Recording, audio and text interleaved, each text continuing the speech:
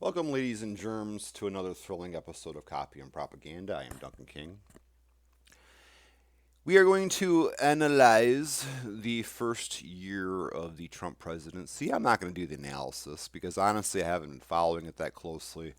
I followed it up to the firing of Comey. And when that happened, I was so irritated by the fact that Donald Trump was not impeached. It was the most ridiculous thing any president, at least in my lifetime, has done.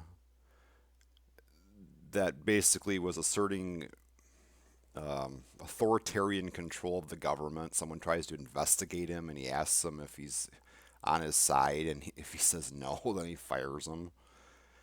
The fact that he was not fired, I felt so jaded after that point that he fired Comey and was not impeached that I didn't pay attention that closely to the rest of the presidency for the rest of the year. I looked at the approval ratings now and then. I'd see kind of a post about this or that. I was excited when I heard that the Iraq War ended in December. But again, I'm a person that doesn't watch the news, and I think that's kind of what will make this show interesting. The fact that I don't know what I'm freaking talking about. I look at the articles, and so live when you're watching the show, you're actually witnessing an individual learning about the things that he's talking about. So, but in just analyzing it for the propaganda elements. So anyway, in this episode, we're going to look at some articles written about the first year of Donald Trump's presidency in the first year. Some very positive articles that are praising him, and some articles that are saying he's absolutely terrible president. And we're going to offer a commentary on the way, and I hope you enjoy it.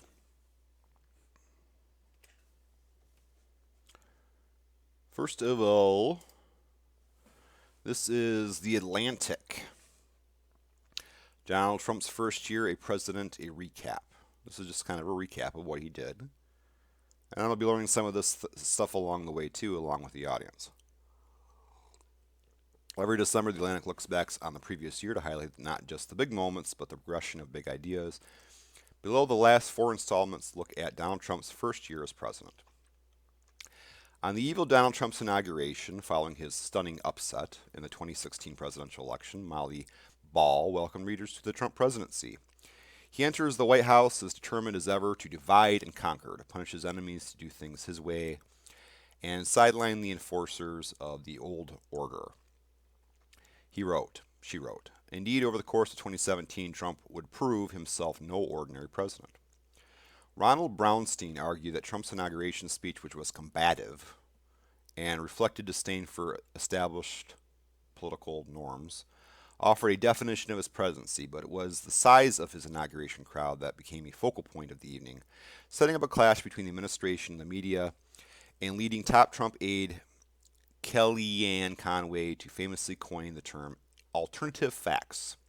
Shortly after taking office, Trump signed an executive order that severely restricted immigration from 7 majority Muslim countries. I was still following things at that time, and that irritated the hell out of me too. Igniting protests across the country. He also instituted what Garrett Epps dubbed a sloppy, unconstitutional order on sanctuary cities and called for the construction of a border wall, which he'd been saying during he was talking about this during his bid for the presidency, so that was really no surprise. Priscilla Alvarez argued that the executive orders illustrated how Trump was changing immigration enforcement, which he promised to do during his run for the White House. So it was no surprise. It's ignorant, but it was no surprise in its ignorance. After tumultuous few weeks in which Acting Attorney General Sally Yates notified the White House that National Security Advisor Michael Flynn had misled the FBI, Flynn stepped down from his post. On March, then FBI Director James Comey confirmed that the Bureau was investigating the Trump's campaign links to the Kremlin weeks after an intelligence report found that Russia hackers had intended to hurt Hillary Clinton and help Trump. Trump later alleged that Barack Obama had wiretapped him prior to the election, an effort to divert attention from his own administration.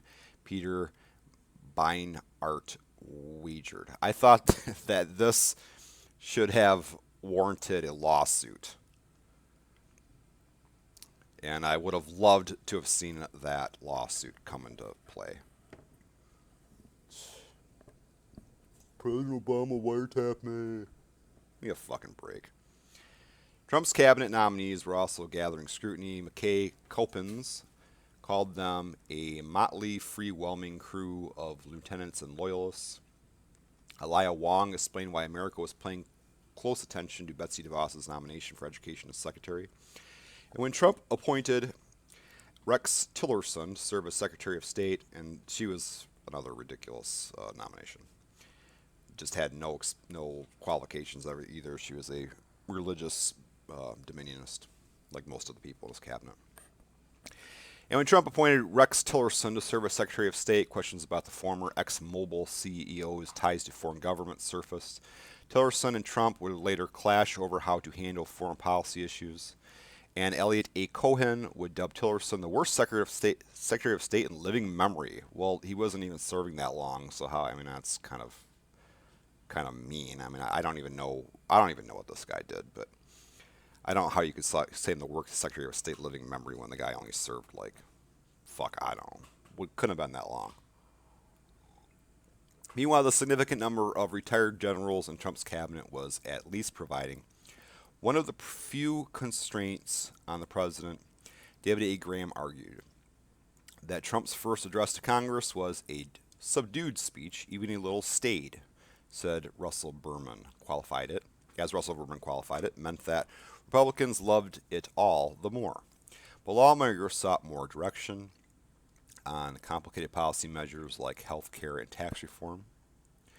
House Republicans made their first legislative priority repealing and replacing Obamacare, despite Trump trying to sell the plan with gusto, as Michelle Cottle reported.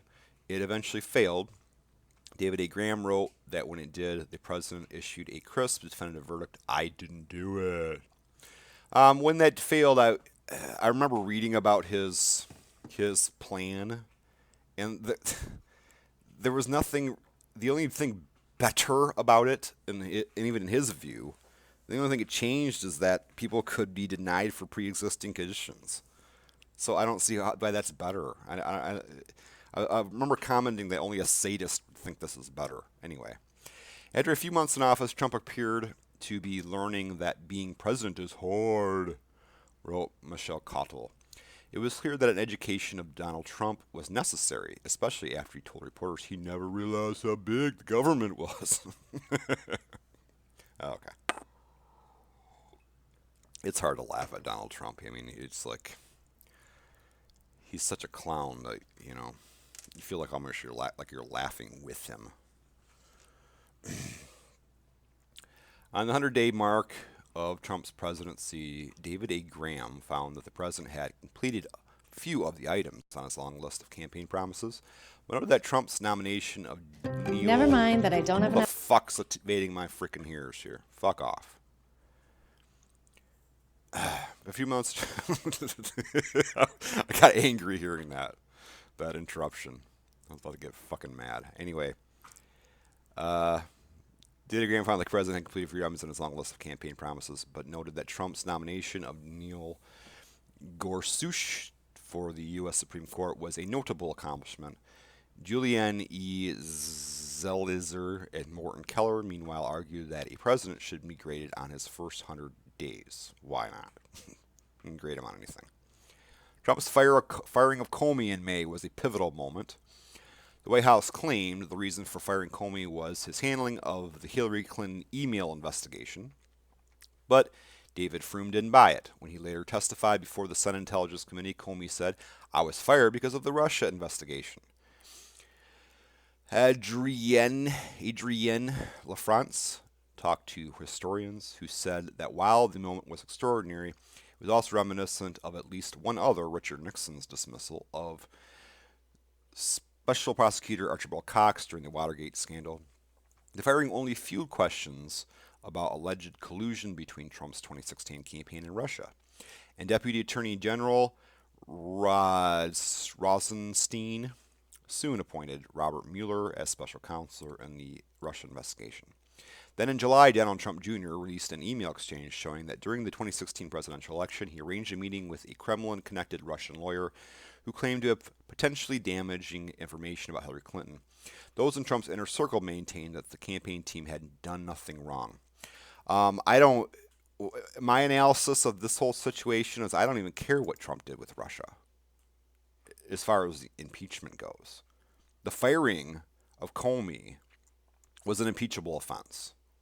The rest of it doesn't even matter. You don't have to do an investigation. He fired a guy who was investigating him based on the fact that he was investigating him. That is a total abuse of power. And the fact that we are tolerating that is ridiculous. Anyway, let's continue. The end of the summer saw a dizzying deluge of shakeups in the Trump administration, perhaps confirming what John Dickerson had claimed earlier in the year. Donald Trump is an impossible boss.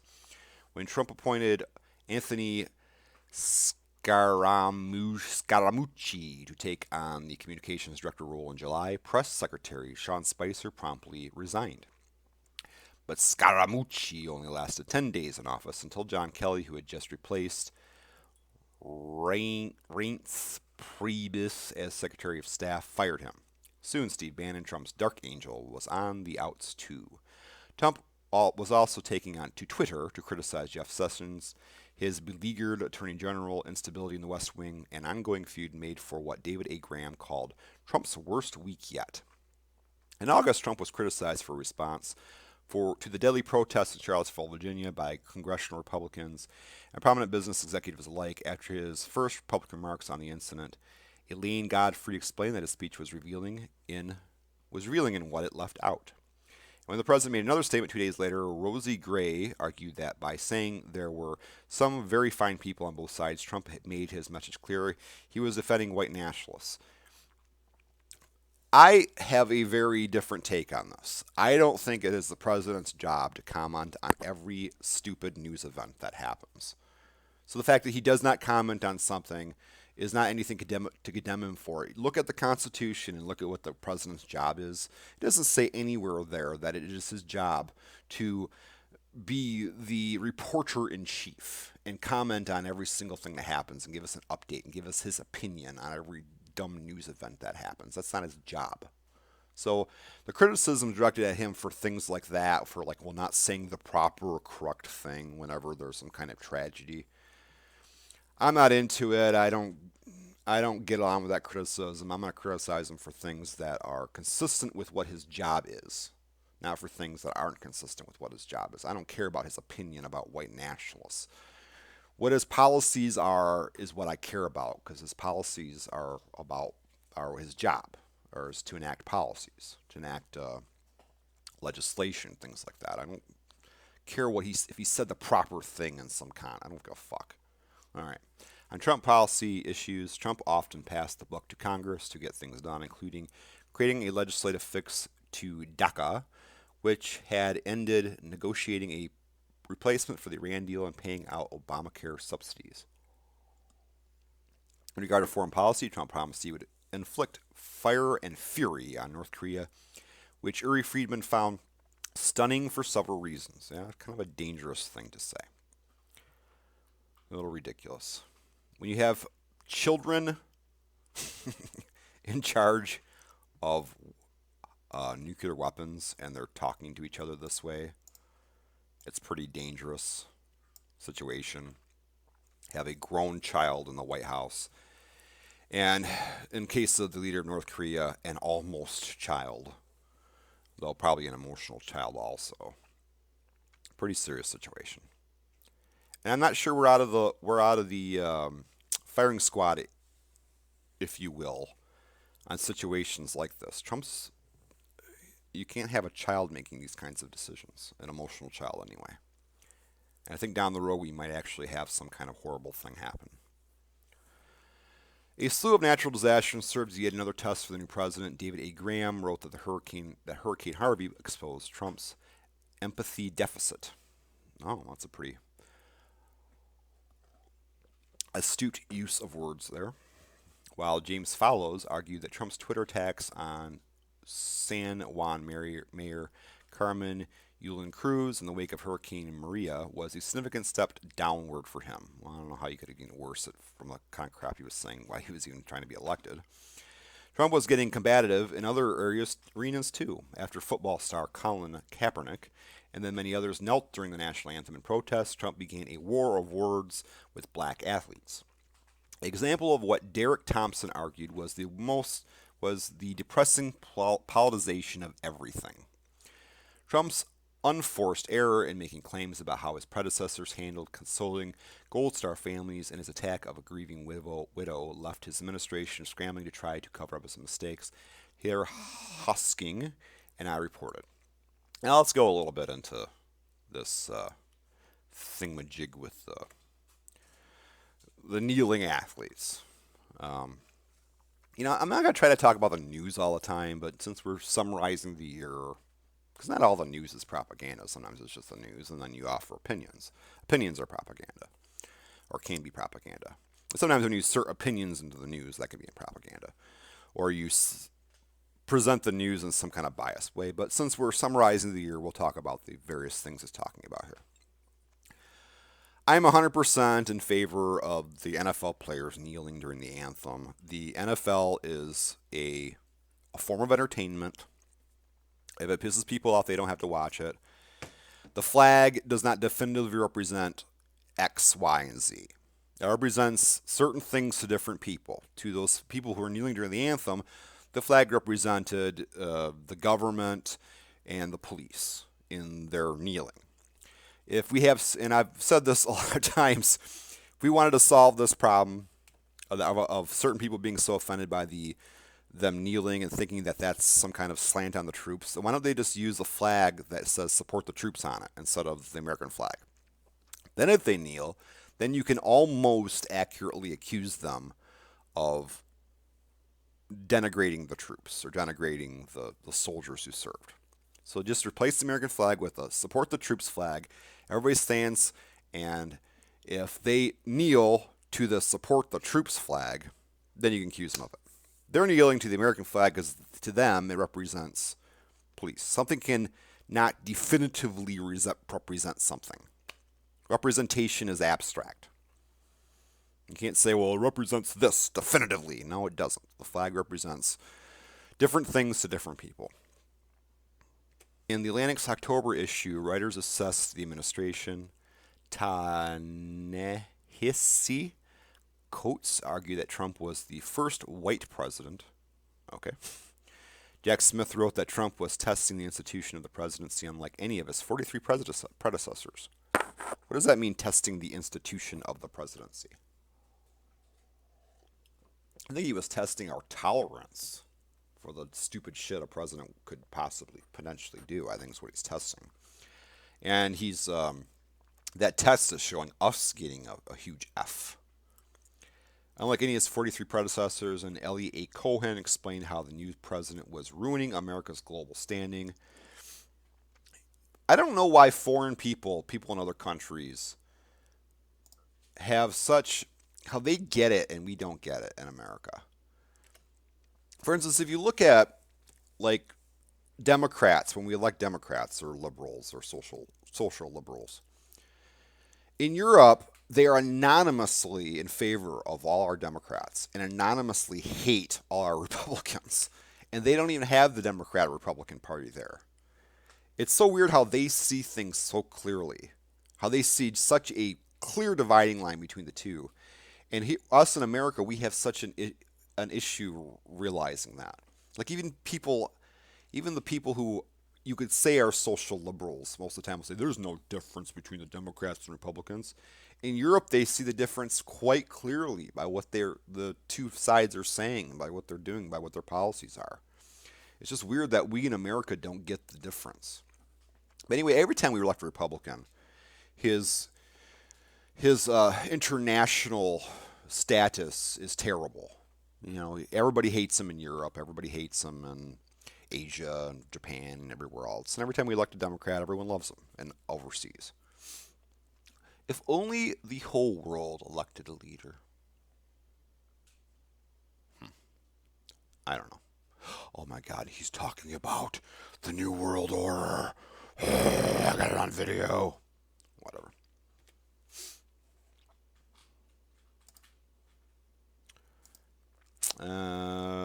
Okay. By late fall, Mueller had made his first charges.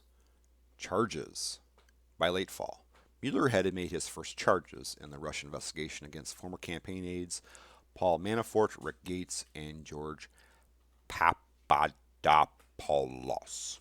Papadopoulos. Hippopotamus. Flynn would later plead guilty to lying to the FBI, and Democrats' big victories in the New Jersey and Virginia gubernatorial elections and later the Alabama Senate special election would deliver a blow to Republicans. We are in a Trump-driven worst-case situation now, Republican strategist told Ronald Brownstein. Basically, he means that the Republican Party, is in a bad situation because obviously their president that they all voted for is turning the people against the party. The president's inconsistent responses to sexual harassment claims against men on Capitol Hill, criticizing Democrat Senator Al Franken but endorsing Alabama GOP Senator candidate Roy Moore, also renewed questions about his own history, which would involve him the grabbing pussy stuff that he talked about while he was running for president. My doggie's over here gnawing on a bone about this big. He's like, ah, ah, ah. Let me kind of hear it. Lucy is. She doesn't care about my video. By many twists and turns of Trump's first year in office, it may be that Trump has quietly accomplished more than it appears. In 2017, I reported on Trump's unprecedented move in shrinking two national monuments made by predecessors. Unprecedented move in shrinking. I don't even know what this is talking about. Made by predecessors, and Alex Wagner argued that Trump's most lasting legacy will be his appointment of young conservative judges to America's courts. When Julian E. Zelizer greeted the president, though, he noted that Trump is still failing to pass legislation, garner broad public support, and most essentially uphold the presidency as an institution. So that this analysis is mostly a negative analysis. I don't even. I don't know what you could say positive about his presidency. It's negative, but is it unfair is the question. I don't know. He's just kind of talking. This kind of just went through controversial things. Was this propaganda? I don't know. You'd be the judge. I wasn't really looking that closely for things like value judgments made while he was talking about this. He talked about people being upset, but was it biased? I don't know. I'll look at this later and decide if it's biased. But honestly, I can't think of much he did that was positive. But this didn't mention the fall of ISIS in December, which I call a positive thing. I don't know how much Trump had to do with that ultimately, but I know he didn't prevent it from happening. He didn't fuck it up anyway. Toward the end, he didn't do some stupid thing that caused ISIS to stay there. So, at least in his handling on the end of things, I guess it seemed like he did a good job there. I liked his response to what was this situation? The Syrian situation. The response he gave didn't kill many people, and it was scary to the opposition and the bombing there. I was more or less in approval of that.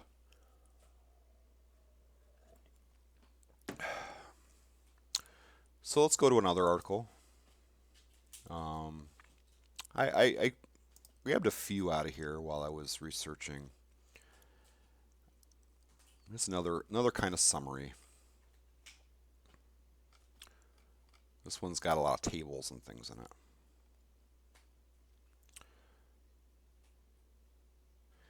President Donald Trump entered the White House promising to change Washington, undo key accomplishments of his predecessor, and realign the U.S. approach to the international community and treatment of immigrants.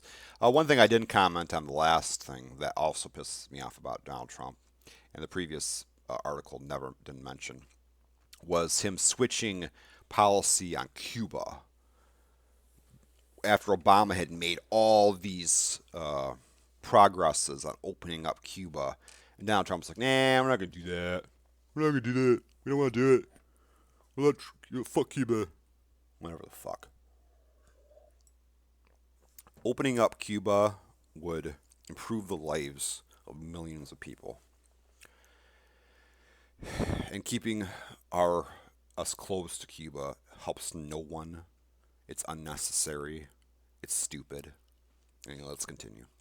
But its historically controversial tenure and major stiff shakeups. This is obviously CNN now. The previous article was The Atlantic. Despite a historically controversial tenure and major staff shakeups, the Trump administration is reshaping the direction and tenure of the federal government. Here's a list of charts to show what has happened on a few key fronts. Replacing Obamacare, Republicans vowed to repeal and replace the Affordable Care Act, more commonly known as Obamacare, from its inception. They spent much of Trump's first year in power trying to do so, and although they have chipped away at major pillars of Obamacare, the law remains on the books. So this is a little timeline here. The House bill was pulled healthcare bill after all-day drama, searching for votes. Trump said he wants Republicans to pass the bill or live with Obamacare remaining law. Bill passes House in May. This is Trump's bill. Then the Senate rejected it. Senate decides not to vote in September. Trump signs tax bill in December. Trump said he wanted to keep pledge to sign bill before Christmas. Trump on December 20th said, when the individual mandate is being repealed, that means Obamacare is being repealed. Not only do we have massive tax cuts and reform, we have essentially repealed Obamacare. Okay. But they just said here that it's still law. I don't know. Tax reform. The newly minted tax law shells out major tax cuts and restructures the federal tax system, with analysis of the plan showing benefits skewed for top earners and corporations. This just seems, what's so weird about this country is that we just play tug of war with this kind of stuff. I mean, we elect a Democrat, and the Democrats, they have their own view of what's fair as far as taxes. Then Republican, they have their own view of what's fair as far as taxes. And it seems like it isn't every term that they're able to actually shift the other tax policies of their opponents. Maybe every decade or so. So it seems like we have a more fair tax system, a less fair tax system, however you view it. And it's just this tug of war that's always going on. They repeal what they did. It's never going to last. We know that the next time Democrats are in power, they're going to reverse what the Republicans did. There's no way to make that a long-lasting thing. So at some point, the Democrats and Republicans need to really, even though I am for a much more fair tax system, taxing the rich more than they are. But if we don't have a long-lasting set of tax code and a long-lasting sort of approach to healthcare that both sides actually agree to, not just the people currently being elected, but the parties themselves have to agree on the policy, because we know that in the future there's going to be more Democrats in Congress. There's going to be more Democrats in the Senate. And they're just going to reverse what the Republicans did. So the parties as a whole actually have to have a firm agreement on what they're doing so that they don't just keep reversing what the other person does. Otherwise, you can't really see a long-term effect of any kind of tax policy. You can't see how it comes to fruition or how it works. They're just wasting time. They they waste all this legislative time changing the tax code, and then the next time tenure of next president in Congress is changed again.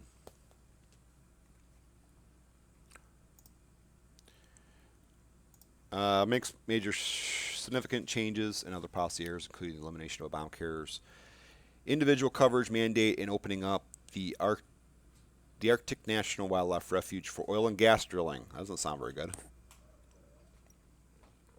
Congressional Budget Office estimated for the conference agreement announced in mid-September. The bill would add is that a point? I'm wearing glasses that actually I don't need. $1.455 trillion to the deficit over the next 10 years. The Tax Policy Center mapped out how different groups would benefit or not over time under the plan. And it did project that people with highest incomes would see the biggest cuts, while lower earners would see small changes to their tax bills or even have less money after taxes than they would without the bill. We know for a fact that trickle down economics doesn't work. I mean, it's just like it's almost like they're like this view, this Trump view of and the Republican view of taxes is like they're advocating for bloodletting or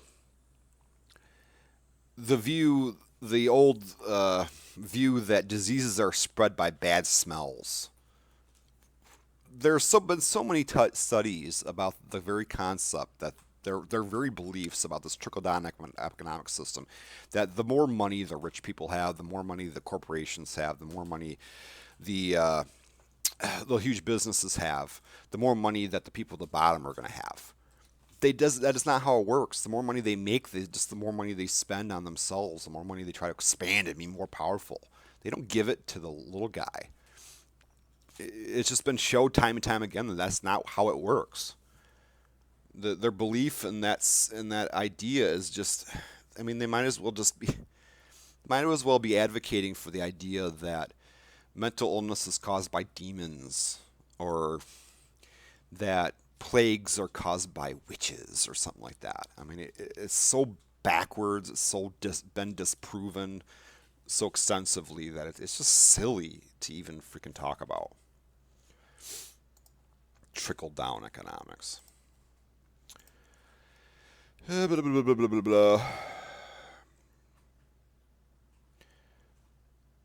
At Real Donald Trump, Trump has unapologetically continued his frequent and provocative tweeting, promoting his agenda, attacking the media, and issuing thoughts seemingly as they come. He has done so a lot.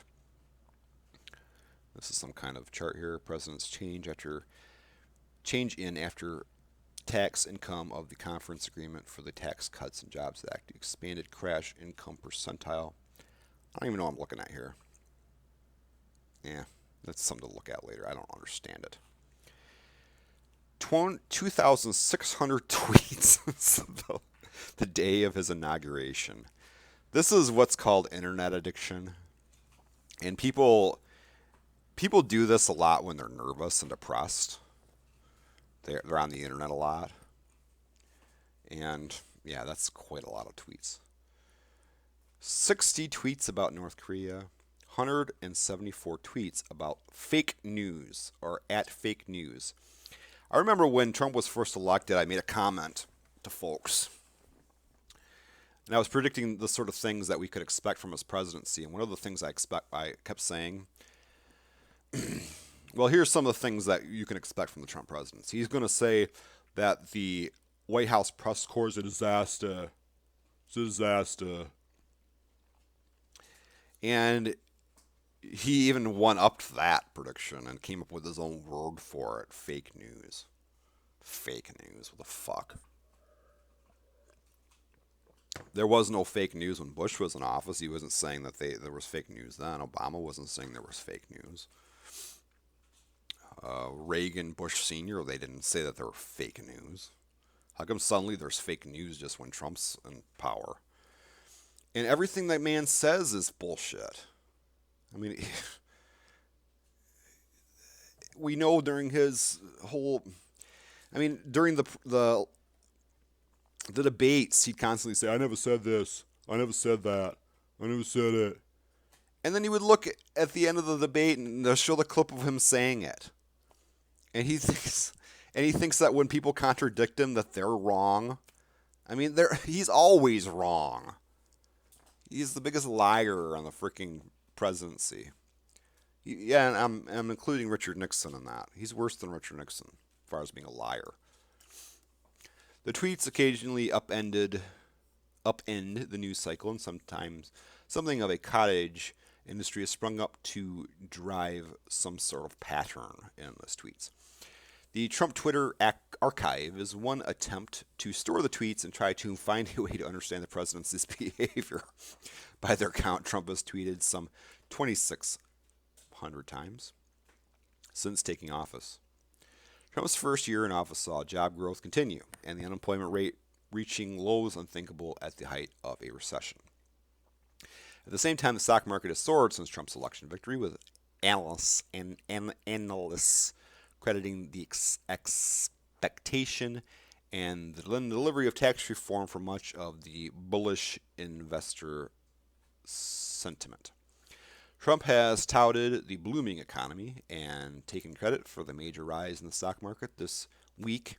The Dow Jones Industrial Average broke 26,000, a record high and a jump of about 8,000 points since the presidential election. Around the same time as the new high for the Dow, Apple announced it would pay $38 billion in taxes and add 20,000 jobs to the U.S., another move Trump made sure to note. You can see historical trends for the economy. It is not his economy until he's been in office for about a year and a half. Like, you can see the same thing for Obama's numbers and for things like that, Bush's numbers, that the economy didn't start to reflect their policy until they'd been in office for about a year and a half. So about a year and a half or so into Bush's presidency, the numbers were still good, so he still had Clinton's economy at that point. About a year and a half into Obama's presidency, the economy was still going bad, which is just a relic of the Bush presidency. So you don't actually see the changes in the country from the new president until about a year and a half. So nothing they're talking about there about the economy doing better impresses me. We're still seeing Obama's policies in action when we're talking about that. Year and a half. That's the rule. At least that's what I found historically. It seems to be the case. Around the same time as the new high for the Dow, Apple announced it would pay $38 billion in taxes and add 20,000 jobs to the U.S. Another move Trump has made sure to note. Apple. Good for Apple. It isn't because they're being nice. It's not trickle-down economics. They're just the company's broadening. So what? That's not Trump's. That's not because of the tax changes. It's got nothing to do with Trump. The company just happens to be doing good. From the outset of the Trump era, the situation began to change at the U.S.-Mexico border. According to U.S. Customs and Border Protection data, the government information shows the number of apprehensions at that border were down sharply relative to the same months in recent years. So apprehensions of people is what they mean here. Arrests of people. So there's less arrests at the border. Major dip in apprehensions. Inadmissibles. So less people showing up maybe. Maybe they're scared to show up because of Trump's policies. Which I don't have bad or good feelings about. I mean, I live in Michigan. None of that affects me. But if you live in a place called San Antonio or San Diego, then I think it's kind of ridiculous for you to say that Spanish people who speak Spanish, don't belong here. It's fucking called San Antonio. It's a fucking Spanish named city. Fuck you. Of course they belong here. We stole that land from them, from their ancestors. Additionally, Immigration and Customs Enforcement data say the number of interior removals was up significantly compared to the same period in 2016. The data showing ramped up enforcement for the ICE included an overall increase in arrests, which ICE said ticked up after Trump signed an order on January 25, 2017, calling on the Department of Homeland Security to boost its operations. Well, I mean, if the president tells people to arrest people more, then probably will arrest more. And if he's paying for them to arrest more people, then they probably, if he boosts up their operations and the money going to them, then they're probably going to arrest people more. So, it's not. Didn't take a genius to figure that out. The already heated immigration debate has grown hotter still since Trump made derogatory and demeaning remarks in an Oval Office meeting with lawmakers this month about creating a permanent fix for people protected under the Deferred Action for Childhood Arrivals program. The Trump administration late last year announced it would end the temporary protected status designated for Haiti, a move that could affect tens of thousands of Haitian immigrants. The Department of Homeland Security announced in January that it would end such protections for more than 200,000 Salvadorans. And later this week, the White House rejected a bipartisan immigration proposal, including a fix for DACA. So this is ICE people being removed. 120 to 930, 120 the following year. So they're removing more people. Customs enforcement. What are my feelings about the border? I mean, like I said before, I guess it's good generally that you kind of have a strong border and that you enforce border policy because obviously we don't want anything coming across the border. I mean, 70% of our terrorists in this country are homegrown terrorists. They're radical right wingers. Most of them aren't Muslims and things like that. And obviously, a lot of drugs are coming across the border, but drug use is a mental health issue. It's not really so much a law enforcement issue. I mean, you could have all the drugs and you could have a tree that grows. Every tree in the country could grow drugs on the tree. It still just comes down to people's mental health. You know, are they going to do the drugs or not? It's not about the availability. I don't think you stop drug use by decreasing the availability of drugs. I mean, obviously, we have liquid Drano in every household. You're only going to gargle it if you have a mental health problem. So it's not the availability of the Drano that's the issue. It's your mental fucking health. Drugs don't ruin lives. I'm serious about that. Psychological health ruins lives. Drug use is a symptom of psychological problems that people have. And their inability to overcome the drugs then becomes another health crisis, another psychological problem. But ultimately, it just comes down to people learning to say no to drugs, learning to have enough self-esteem not to take that stupid shit, being educated about it. If we invested as much into that as we did into enforcing drugs, it would make a huge difference in the amount of people addicted to drugs. People getting help for addictions and things like that.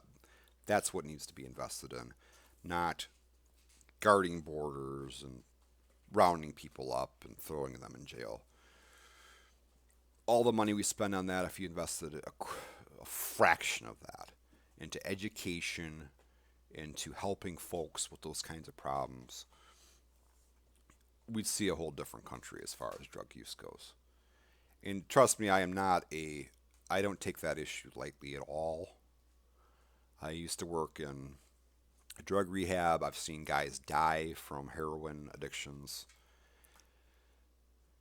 It's a serious freaking issue. But the approach of just more police, more enforcement isn't a good approach. It's not working. It's never worked. I mean, you can look dollar to dollar spending on enforcement. And the amount of people addicted to heroin, addicted to shit, doesn't have any effect on it. What affects it is people getting out there on their own, it has been, and building outreach programs and things like that. The government's not doing it. I mean, if the government was more involved in that, then we'd see a huge difference, but they're not involved in it. What seems to be more helping is people being proactive and trying to change their communities so that people aren't addicted to drugs. People don't have the mental health problems, the psychiatric problems that make them get into drugs in the first place. It's another issue.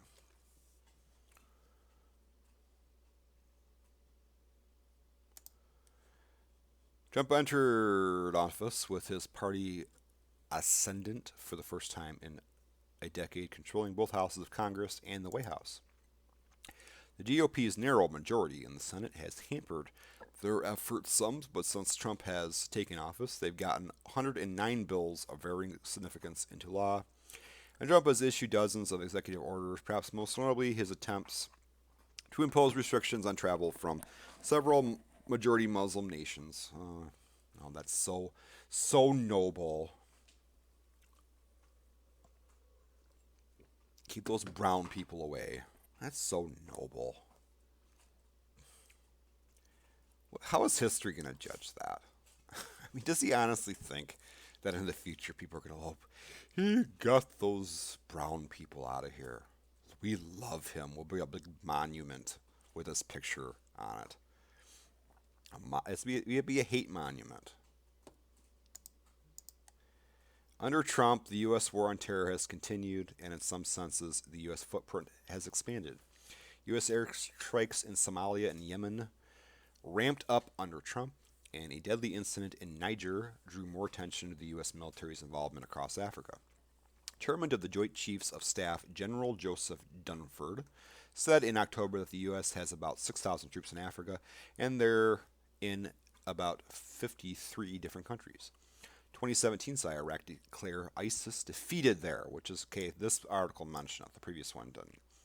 And Trump has stressed his belief that the militant group was nearing its end. So that's a positive thing that happened. Trump in August opted not to pull the U.S. out of Afghanistan, where 12 service members died from combat during the president's first year, according to a review of Pentagon announcements on casualties. The U.S.-led coalition against ISIS announced the first death of a U.S. service member in Syria in 2016. In Trump's first year, the Defense Department announced 2 U.S. military deaths in Syria, one in a non-combat related incident and the other from injuries in a vehicle rollover related incident. International and domestic standing. International polls taken from 2015-2016. Okay, we already went through this in the previous article. This is showing the difference. 2016 is the green here, and this is kind of the cyan colored or blue colored is Trump now. So this is how they saw him under Obama, saw the U.S. under Obama. Israel doesn't seem to have any difference in opinion. This is how they saw the U.S. under Obama at the end of his term. This is how they see him under Donald Trump. Germany, everybody else hates him. South Africa likes Donald Trump. South Africa is a terribly Christian dominionist area. They're an evil country. Most South African countries are inherently evil. They're dominionistic. They hate gay people. They want to kill Muslims. So, if you get approval from evil people, then that doesn't show positive things about you. South Korea is showing. Is this positive in South Korea? No, it's still negative. Russia likes Donald Trump. He is strong. We like strong man. He very strong. He say he like Russia. Obama is wimpy man. Anyway, on the domestic side, satisfaction with the direction of the country, as with most matters of public opinion, is stratified by party. Domestic views of USA in general. How satisfied are you with the way things are going in the nation today? Are you satisfied, somewhat dissatisfied, or very satisfied? Republicans, very satisfied compared to Democrats. So it's kind of a difference there. But that's to be expected. I mean, you see that kind of independence. They're not in the between. They're a little less satisfied than in between. In between we are here.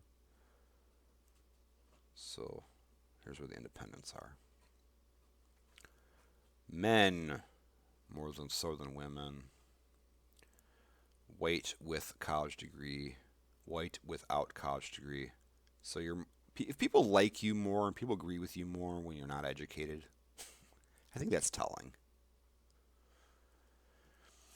Trump made his first international trip to Saudi Arabia, and during his first year, he toured the Middle East, Europe, and Asia. He moved to pull the U.S. out of the Paris Agreement, climate change, and withdrew from the Trans-Pacific Partnership. He has continued to certify Iran in compliance with a multilateral nuclear agreement, but he criticized the agreement along the way and threatened to withdraw from NAFTA.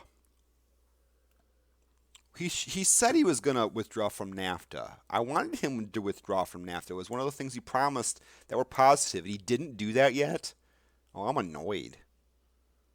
It's one of the few things he said that I was like, good, let's withdraw from NAFTA. The fuck, he didn't do that? Now I fucking hate him. Now I'm really disappointed. Now I am giving him an F-. mean, the Cuba thing's one thing. You know, that pissed me off. The Comey thing, he deserved to be impeached for that. The constant firing of people in his uh, administration, hiring and firing, is just a waste of time. Trying to believing in trickle down economics that don't work. Border the border situation, which isn't going to help anything, wasting all kinds of money and attention on that. But then he didn't withdraw from NAFTA yet. What the fuck? Moron. Every time I hit F1, I go back to this screen. I don't know why this is happening. Deep. I have a... There we go. On home front, Trump visited dozens of states and Puerto Rico. Where in the world places Trump visited since inauguration? These are places he visited, countries. China, France. Kind of hard to imagine the world here. You got to kind of use your imagination. Here's China. This is Saudi Arabia, and this is Europe. Here you see Italy right here, a little boot. It's kind of hard to picture it all without the oceans and everything, but states he visited. Okay, whatever. The National Oceanic and Atmospheric Administration said 2017's combined weather and climate disasters broke the U.S. record for annual cumulative costs and a total north of $300 billion, including hurricane devastation in Puerto Rico, Florida, and Texas. A little thing about this. I mean, this is just like a way to kind of show respect by going there. I mean, they have fucking phones. He can talk to these leaders on the goddamn phone. Does he really need to go there? It's just like, I'm showing up in your country to show how much I think you're awesome. That's kind of all that is when a president goes to Japan or goes somewhere like that. They're just kind of getting off on a plane in their country to show, hey, we respect you enough, we think you're awesome enough that we're actually going to go out of our way to actually go and pay a visit. That's the only usefulness that has. They can freaking talk to these guys on the goddamn phone. Spend all this damn money going over there. And he doesn't need to go all over this, all over the country either. It's all probably all political speeches and shit. The National Oceanic and Atmospheric Administration said 2017's combined weather and climate disasters broke the U.S. record for annual cumulative costs at a total north of $300 billion, including hurricane devastation in Puerto Rico, Florida, and Texas. As a direct and indirect consequence of the disaster continue for years, the costs will inevitably rise, making these numbers uncertain, as unfortunately is true for the body count. So these money or monetary amounts of damages in the hurricanes. You maybe blame global warming for that, but I don't know if Trump caused the monetary disasters, the amount of people being killed here. Maybe he didn't respond quick enough or manage things quick enough. Getting prepared for national disasters seems to be a management issue. I don't know how he was managing those badly. I honestly wasn't paying attention.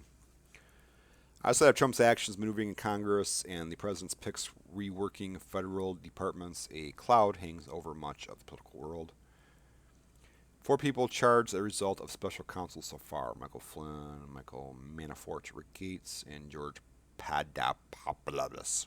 George Rhinoceros Platypus. Myriad investigation related to Russian interference in the 2016 U.S. election and potential attempts to coordinate with Trump's associates continue, leading to backlash from the president and regular developments gripping Washington. Anyway, let's finish the video for now. I've gone at least an hour. I'll do a little more of this tomorrow. Well, this is kind of like we'll call this part 1 of the Trump administration investigation, because I can't of the Trump administration on coffee and propaganda. Part 1, part 2 we'll do tomorrow, because you can't talk about something that is complicated and happening over the course of a year and as important as the presidential administration in a single video and summarize it.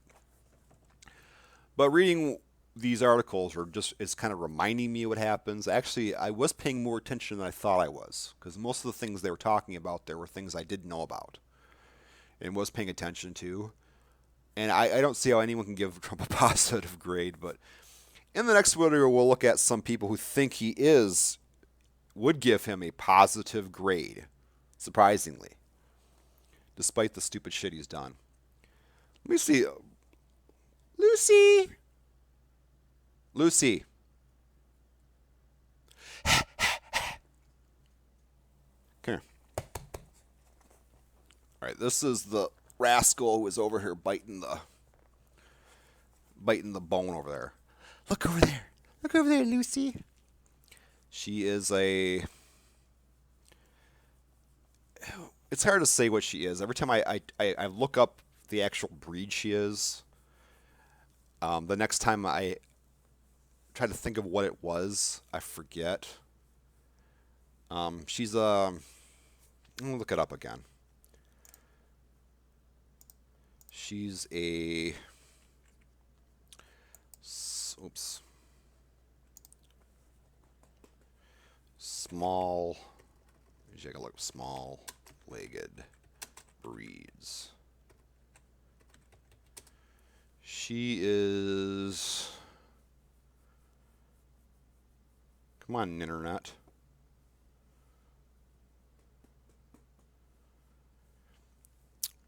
Okay, she's not a Dachshund. She is a... Yep, she's part Basset Hound. Not full-blooded, but she's part Basset Hound. And we have another doggy here, a Chihuahua, named Piper, and they're both girls. And they're not close friends, but they are kind of they're acquaintances. They have totally different personalities. Piper's a wild, kind of crazy dog, and Lucy eats. I like to eat food. Where's the food? I eat the food. So she has a weight problem that we've been dealing with. Doing the best I can with it, I guess. But I just thought I'd show her to you, since maybe you were hearing her gnawing on her little bone over here while we were talking. Anyway, that's all for now. I hope you enjoyed this video. Subscribe to my channel if you want to see more of this, whatever this is. And thanks for watching.